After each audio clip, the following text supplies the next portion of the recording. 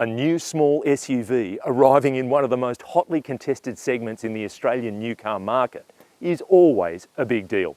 And this is the latest, Hyundai's all-new Kona. A critically important arrival for the South Korean giant in its quest to win market share from established rivals like the Kia Seltos, Mazda CX-30, Subaru Crosstrek and Toyota CHR. The second generation Kona is launching with the two internal combustion models we'll focus on here, each offered in Kona and Kona Premium guise with N-line option packs available for both. They'll be joined by a 1.6 litre hybrid in the third quarter and a pure EV variant in the fourth quarter of this year. The new Kona is longer overall, wider, higher and with a longer wheelbase than its predecessor. But while the footprint has grown, it's the car's distinctive design that's destined to stand it apart. Hyundai's slimline LED horizon positioning light, first seen on the Staria, is an important point of difference. And the fact that the car lacks a conventional grille reinforces its EV-led design. These chunky guards front and rear add to the distinctive look, and when you think about this complex Z-shaped set of character lines, normally they're found on premium models because getting your shut lines right with that much going on the side of the car, it's pretty hard to do. The rear continues the futuristic look with these taillights embedded in the back of the angular wheel arch, matching similar units up the front. In fact, this type of combination is a design echo from the outgoing model. There's a fair bit going on, even on the standard car, before the N-line versions add extra body-coloured cladding, unique 19-inch rims, an unusual split roof spoiler, and other specific exterior elements. For all the details, check out my written review on carsguide.com.au. Inside, the look is clean and geometric with this two-level dash treatment and twin screens, one for multimedia and another for instrumentation, creating a broad driver-focused digital band across more than half the car. As well as a more aggressive exterior, the N-line pack adds a sporty vibe inside, with dark brushed alloy effect elements around the cabin, as well as gloss red inserts, red highlights, and contrast stitching on the Alcantara and leather-trimmed seats, plus alloy pedal covers and perforated leather grips on the steering wheel. Prices start in the low 30s for the entry-level Kona, rising to just under $40,000 for the Kona Premium grade. Adding the N-line pack to either model will set you back an extra $4,000. Then the N-line only 1.6 litre turbo all-wheel drive is $40,000 in base Kona guise, rising to more than $46,000 for the Kona Premium flagship. That's a lift of around $5,000 on the entry price, and Hyundai is confident the new car's size and spec justify the extra dollars and pitch it in line with key competitors.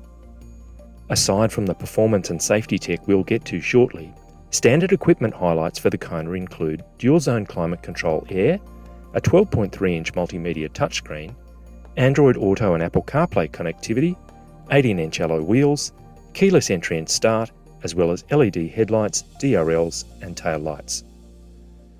The Kona Premium adds a 12.3-inch digital instrument display, 8-speaker Bose audio, ambient lighting, heated, ventilated and power-adjustable front seats, and heated outboard rear seats, sat-nav, 3D surround view monitor, remote smart parking assist, partial leather trim and heaps more. The N-line pack adds all the functional changes and cosmetic tweaks we mentioned earlier. In terms of space, in the front, for me, at 183 centimetres tall, there's lots of room, particularly headroom. And then when it comes to storage, there are bins in the doors with space for large bottles and a couple of cup holders in the centre console. Now, speaking of the centre console, in all but the base Kona model, the shifter for the transmission has been moved over to a shift-by-wire stalk behind the steering wheel. So you've got much more space in here. And it's not a conventional box between the seats. There's extra space in there too. You've also got a decent glove box. And then when it comes to power and media, you've got USB-C ports for the power and media and a 12-volt outlet. And when you add in a wireless device charging pad, it's pretty much got the lot.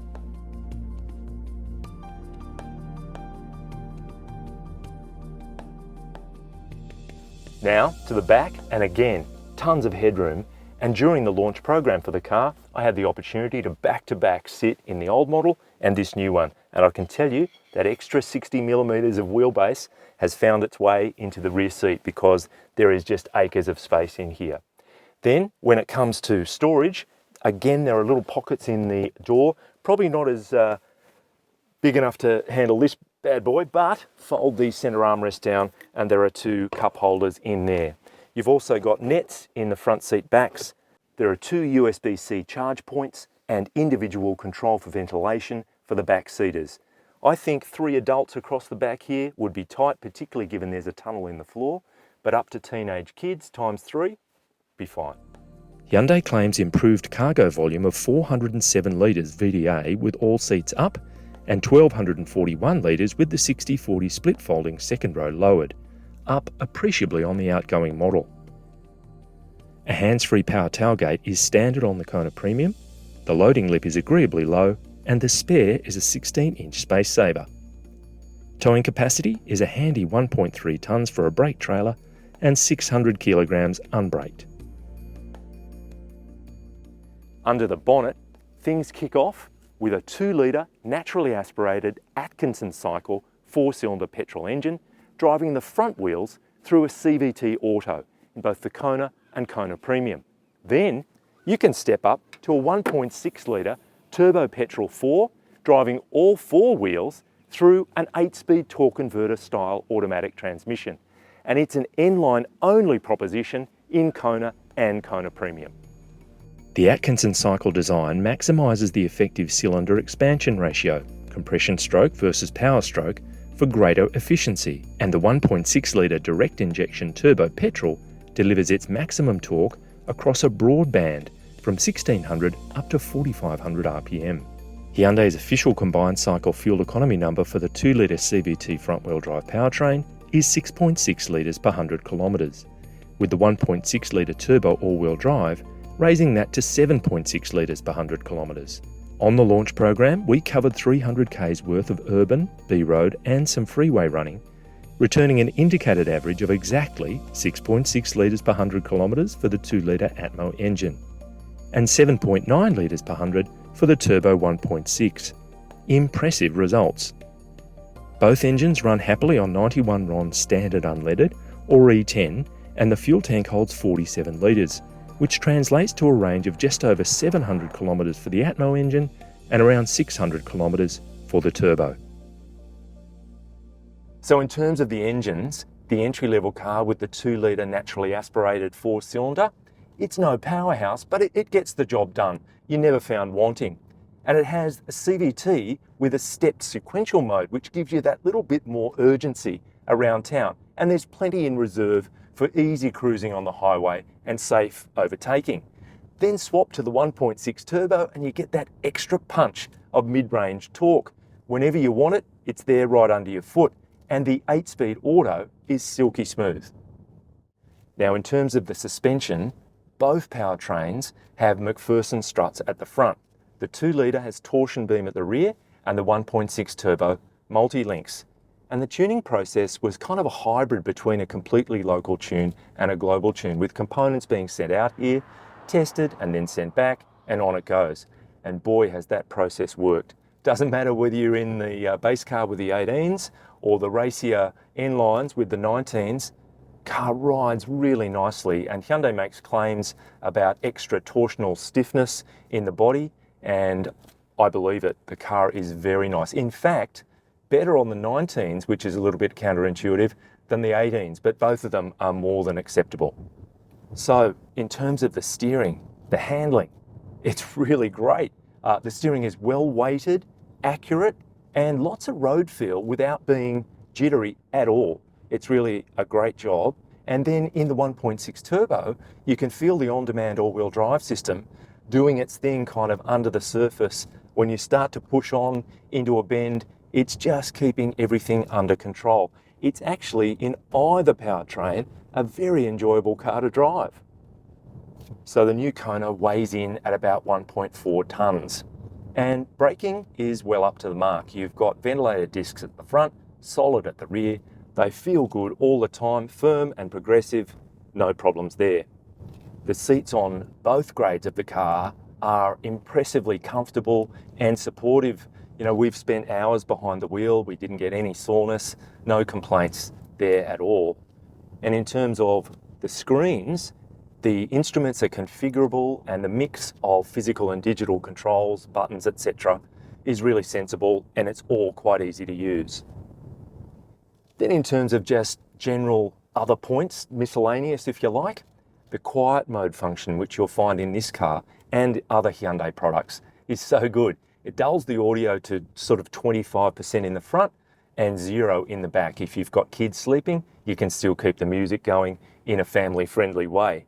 But in terms of other sounds, got to call it out again, Hyundai's overspeed warning, which defaults to on every time you restart the car, is a complete pain in the backside. So we've mentioned it before, and I'm mentioning it again. And you have a fairly aggressive lane assist type feature, which will beep at you as well. Happily, it can be turned off pretty quickly by a button on the wheel. The other one, you're going through multiple screens, I want to say 4 screens, to turn the overspeed warning off every single time. The new Kona is yet to be assessed by ANCAP, but Hyundai's comprehensive SmartSense safety suite is present and accounted for, including active tech like radar and camera-controlled AEB with pedestrian and cyclist detection, blind spot view and collision avoidance, lane following assist, lane keeping assist, rear cross traffic alert and rear AEB, active cruise control, a 360-degree camera view, and much more. Check out the written review at carsguide.com.au for the full rundown.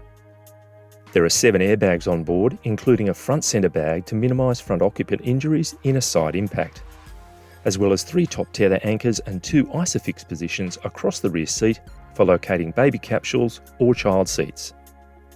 Hyundai covers the Kona with a 5-year unlimited kilometre warranty, which is the industry standard these days. A premium roadside support plan is complimentary for the first 12 months and renewed annually as long as the vehicle is serviced by Hyundai.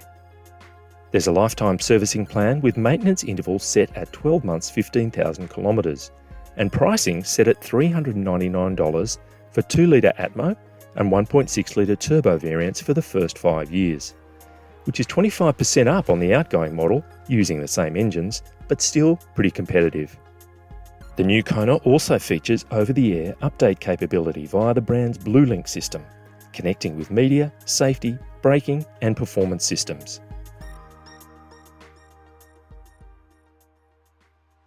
Hyundai expects the Kona to be the default small car choice in its local lineup, and this second generation model has a lot to recommend it.